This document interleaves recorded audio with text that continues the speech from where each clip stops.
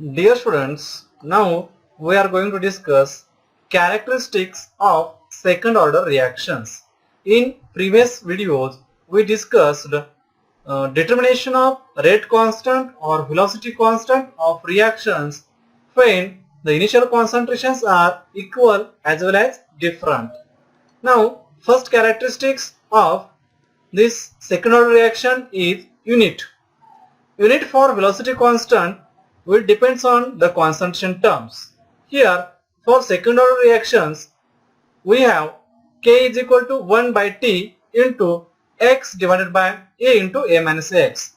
Here, there are one concentration term in numerator and two such terms in denominator. A and A minus X are in denominator.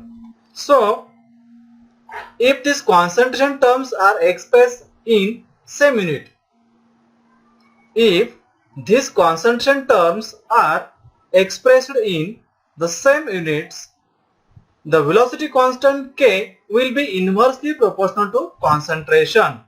म्हणजे काय होईल, या दोन्ही terms कॉन्सन्ट्रेशनच्या term जे आहेत यांचं युनिट एकमेकाला कॅन्सल होईल, या टर्मचं शिल्लक राहील. Therefore, it will be inversely proportional to the concentration. The same conclusion can be drawn from this equation also. Here also 1, 2, 3, 4 and 5 concentration terms. These are gets cancelled to each other. Here one concentration term remains. So rate constant or velocity constant will be inversely proportional to the concentration. And according to formula, general unit for any order of reaction, for example, concentration raised to 1 minus n, where n is the order of number of order, त्या reaction ची order किती आहे n into time raised to minus 1. Now in this case, if we substitute value of n is equal to 2, because this is second order reaction. So 1 minus 2 raised 1 minus 2 इथं जर substitute केलं तर काय येईल, concentration raised to minus 1. So the unit for second order reaction will be काय होणार आहे, मग समजा हे कॉन्सन्ट्रेशन जर आपण मोल पर लिटर यामध्ये एक्सप्रेस केलं तर काय होणार आहे, moles per litre raise to minus 1 इथं आलेलं काय तर 1 मायनस 2 मायनस 1 आलं. So moles per litre raise to minus 1 आणि टाइम सेकंड मध्ये एक्सप्रेस केलं तर सेकंड रेज टू मायनस 1. हा ब्रॅकेट सॉल्व्ह केला तर काय होईल, litre per mole per second, आणि लिटरच्या ऐवजी जर डीएम क्यूब मध्ये एक्सप्रेस केलं तर युनिट काय होईल सेकंड ऑर्डर रेट कॉन्स्टंटचा, DM cube per mole per second, DM cube per mole per second in SI unit. So this is about unit for second order rate constant or velocity constant. Now second characteristics, time taken to complete any fraction of the reaction.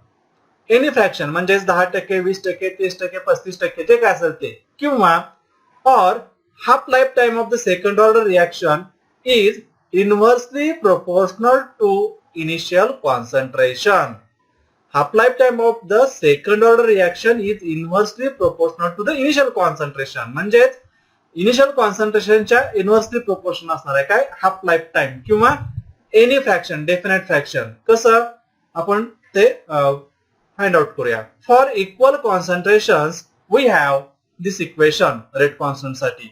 समजा याच्यामध्ये आपण काय म्हणतोय, जो काय time आहे तो time आपण T1/2 कन्सिडर केला. म्हणजे एखाद्या रिएक्शनला 1 तास लागतो तर आपण अर्धा तास कन्सिडर केला. T is equal to T1/2.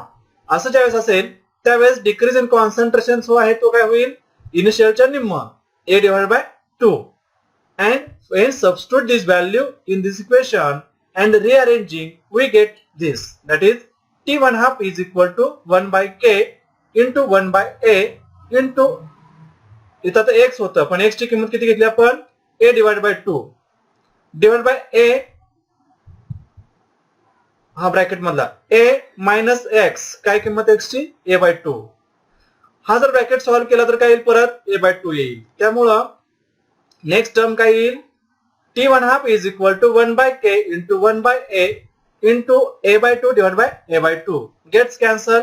काय येईल t1 half is equal to 1 upon k into a आणि याच्यातला k म्हणजे काय आहे कॉन्स्टंट आहे. So t1 half proportional to 1 upon a म्हणजेच काय म्हणता येईल आपल्याला this proves that half lifetime of the second order reaction is inversely proportional to the initial concentration of reactants. म्हणजे रिएक्टंटचं जे इनिशियल कॉन्सन्ट्रेशन होतं त्याच्याबरोबर याचं रिलेशन कसं आहे हाफ लाईफ टाइमचं इनव्हर्स रिलेशन आहे. म्हणजे इनिशियल कॉन्सन्ट्रेशन वाढलं तर हे कमी होईल इनव्हर्स रिलेशन व्हाईस वर्सा. And same conclusion can be drawn for any fraction of the reaction. Same conclusion can be drawn for any fraction of the reaction. Now, third characteristics. If one of the reactant in bimolecular reaction, bimolecular दोन molecular reaction असेल आणि त्यातला एक large access मध्ये present असेल, reaction is present in large access, the reaction becomes kinetically of first order. If one of the reactant दोन पैकी कोणताही एक रिएक्टंट जर लार्ज एक्सेस मध्ये असेल तर रिएक्शन काय होईल कायनेटिकली फर्स्ट ऑर्डर होईल. कसं पहा for different initial concentration of reactants we have k is equal to this. आता याच्यामध्ये आपण काय म्हणतोय कोणताही एक या दोघांमधला ए आणि बी मधला लार्ज एक्सेस मध्ये असेल तर suppose b is in large comparison with a, b चं कॉम्पोजिशन काय आहे लार्ज आहे. देन जो ए मायनस बी आहे तो काय होईल a minus b nearly equal to minus b. का तर बी चा जो प्रेझेन्स आहे तो कसा आहे लार्ज एक्सेस मध्ये आहे, क्वांटिटी लार्ज आहे त्यामुळे मायनस बी. आणि बी मायनस एक्स जिथं आहे तिथं काय होईल only b. Now substituting this values in this equation we have k is equal to 2.303 divided by t into a minus b आहे पण ते काय होणार आहे मायनस बी इतकंच राहील. log base to 10 b into a minus x divided by a into इथं b minus x होतं पण b minus x nearly equal to काय बी. सो रिअरेंजिंग दिस कसं येईल पहा. देन इथं या मायनस साइन आहे मायनस साइन पण हा जर रेशो रिव्हर्स केला तर परत मायनस येईल, मायनस मायनस प्लस होईल. त्यामुळे इक्वेशन काय राहिलं k is equal to 2.303 divide by t into B into log base to 10 of A upon A minus X. हा रेशो रिव्हर्स केल्यामुळे याला मायनस साइन आलं होतं आणि पूर्वी याला मायनस होतं, मायनस मायनस प्लस झालं. पुढं हा बी इक्वल साइनच्या या बाजूला घेतला तर काय मिळालं आपल्याला k इंटू बी. पुढं since b remains nearly constant throughout the change, b चं व्हॉल्यूम आहे ते आपण लार्ज कन्सिडर केल्यामुळं त्याच्यामध्ये जो चेंज होणार आहे तो काय असणार आहे नियरली कॉन्स्टंट असणार आहे. B remains nearly constant throughout the change the above equation becomes. ह्या दोन्ही कॉन्स्टंट्स आहेत आणि म्हणून त्याला तिसरा कॉन्स्टंट ठेवला आपण कोणता k dash. Therefore k dash is equal to 2.303 divide by t into log base to 10 of a divide by a minus X. And this equation is identical with the equation for velocity constant of first order reaction. हे equation कोणाच्या इक्वेशनला same आहे तर first order rate कॉन्स्टंटच्या identical आहे. Thus, if one of the reactant in second order reaction is present in large excess, then reaction becomes kinetically of first order. Now, fourth characteristics, the value of velocity constant k depends on the units in which the concentration is expressed. Velocity constant k जो आहे त्याची value कशावर depend आहे depends in the units of concentrations. कॉन्सन्ट्रेशनला जे unit वापरलं त्याच्यावर depend आहे. कसं पहा for second order reaction we have k is equal to 1 upon t into x divided by a into a minus x.